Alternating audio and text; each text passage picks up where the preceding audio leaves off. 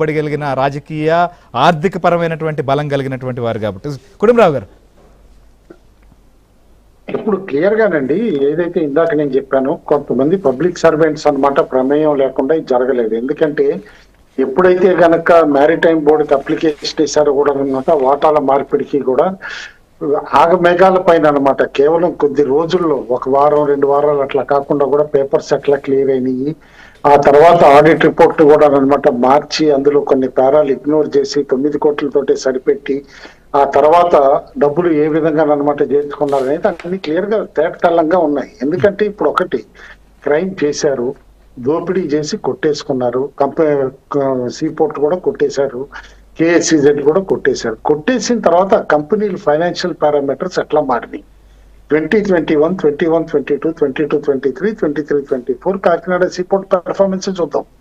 చూస్తే తిరిగి 965 కోట్ల నష్టం అని ఆడిట్ రిపోర్ట్ లో చూపించి దాన్ని 9కి తగ్గించేసి అది పే చేసి రాటిఫై చేసిన వాళ్ళు ఈ 3 సంవత్సరాల్లో మళ్ళీ డివిడెండ్ ఎట్లా ఇవ్వగలిగారు, ఇంటర్ కార్పొరేట్ డిపాజిట్స్ ఎట్లా ఇవ్వగలిగింది సేమ్ కాకినాడ సీపోర్ట్స్ లిమిటెడ్ వాళ్ళ గ్రూప్ కంపెనీస్ అనమాట అరవిందో గ్రూప్ కంపెనీస్ అనేది చూస్తూ ఉంటేనే ఇదంతా కూడా ఒక రింగ్ అనమాట ఏ విధంగా ఫైనాన్షియల్ రింగ్ ఫామ్ చేశారు అనేది అనమాట.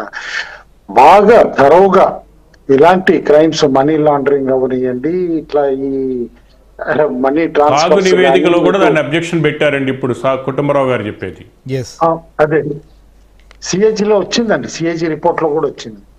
కాబట్టి ఇప్పుడు నేను కోరేది ఒకటి ఏంటంటే ప్రభుత్వానికి నేను కూడా ఆల్రెడీ చెప్పాను కూడా అనమాట పోలీస్ అధికారులకు కూడా మీరు స్పెషలిస్టుల్ని పెట్టుకోవాలి. మామూలు పోలీసులకు అనమాట ఈ అర్థం కూడా కావు చాలా వరకు చెప్పడానికి అల్టిమేట్లీ ప్రూవ్ చేయటానికి. ఇలాంటి financial crimes especially corruption related plus అనమాట బ్యూరోక్రసీ ప్లస్ పాలిటిషియన్ నెక్సెస్ ఉంది ఇక్కడ. ఇంత హ్యూజ్ నెక్సెస్ మనకి ఇండిపెండెన్స్ వచ్చిన తర్వాత ఎప్పుడు ఎక్కడ ఏ రాష్ట్రంలోనూ ఇటు కేంద్ర ప్రభుత్వంలో కూడా ఇలాంటి criminal nexus between politicians and bureaucrats చూడలేదు మనం. అట్లా 2019-24 మధ్యలో చూసాం. అండ్ ఇలాంటి క్రైమ్స్ ప్రోబ్ చేయాలంటే you need to have specialist who understand finance and who can unravel ఇలాంటి క్రైమ్స్ అనమాట.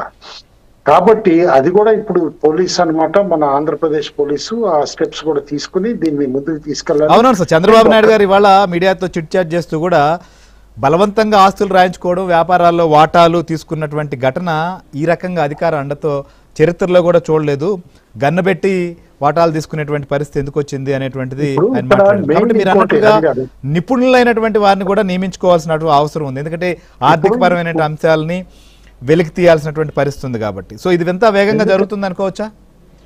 ఖచ్చితంగా జరుగుతుందండి. ఎందుకంటే కోర్టులో కూడా ప్రూవ్ చేయాలంటే గనక నిపుణులు ఇచ్చే స్టేట్మెంట్స్ కి క్రెడిబిలిటీ ఎక్కువ ఉంటుంది కూడా. నోటి మాటకు ఉండదు, మీరు యాక్చువల్ గా పేపర్ పైన ప్రూవ్ చేయగలగాలన్నమాట.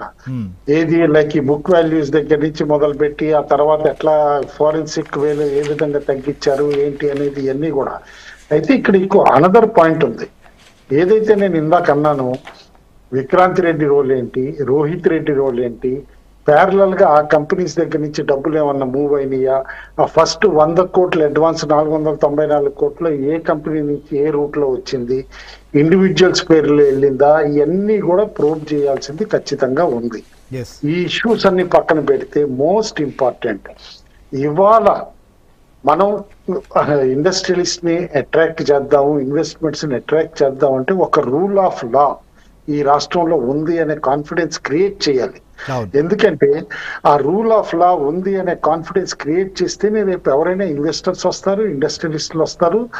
అండ్ వాళ్ళకి ఆ ఫ్రీడమ్ ఆఫ్ ఆపరేషన్స్ కానీ ఇటు ఇంటర్ఫీరెన్స్ ఫ్రమ్ బ్యూరోక్రాట్స్ లేకుండా చేసి ఒక క్రెడిబుల్ పాలసీస్ ఇన్ ప్లేస్ పెడితేనే రాష్ట్రం కూడా అనమాట పురోగతి చెందుతుంది అండ్ చాలా అడ్వాన్స్ గా మూవ్ అవుతుంది. కాబట్టి definitely this is a model case for the country కూడా అవుతుందండి. అల్టిమేట్లీ మనం కరెక్ట్ గా దీన్ని ప్రోబ్ చేసి దీన్ని ఫిక్స్ చేయగలిగితే గనక it will be an example for the country. ఎందుకంటే చేయగలిగితే కదా సార్ మీరే అధికారంలో ఉండే చేయాలి. ఎందుకంటే ఒక బాధితుడు ఆయన కష్టపడి అభివృద్ధి చేసుకున్నటువంటి ఆదాయాల్లో ఉన్నటువంటి ఒక పోర్టుని కోల్పోవడమే కాదు, ఇది వ్యాపారవేత్తలు అందరూ కూడా భయపడేటువంటి మనం ఇండస్ట్రీ పాలసీస్ ప్రకటిస్తుంటాం కానీ వాళ్ళకి రక్షణ సంబంధించినటువంటి పాలసీని కూడా ప్రత్యేకంగా డిజైన్ చేయాల్సిన అవసరం అగత్యం కూడా ఏర్పడింది ప్రస్తుతం. టోటలీ సపోర్ట్ చేస్తున్నా. లక్ష్మీనారాయణ గారు ఆయన లాయర్, ప్రాక్టీసింగ్, తర్వాత మాకంటే బాగా ఎక్కువ తెలిసిన ఆయన చెప్పినట్టు పీసీఐ. కిరణ్ గారు ఫైనల్ గా మీరు ఏం చెప్తారు? సో దీనికి సంబంధించి కేసు విచారణ సంబంధించిన అంశం